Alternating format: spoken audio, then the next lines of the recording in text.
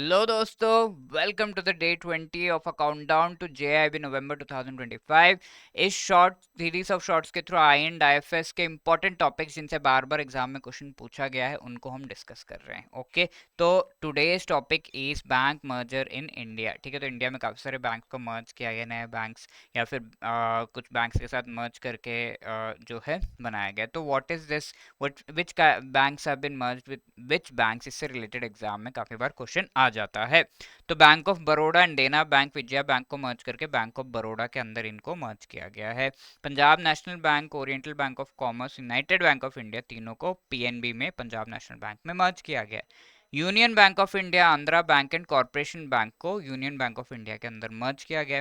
Canara bank and syndicate bank को Canara bank के अंदर, Indian bank and Allahabad bank को इंडियन बैंक के अंदर। तो ये नेम्स अगर आपको याद है, ये चीज़ आपको याद करनी पड़ेंगे। ऑफ कोर्स इसमें कोई खास कॉन्सेप्ट तो नहीं है, तो इससे क्वेश्चन आता है, तो please try to remember. And here is one question which was asked previously.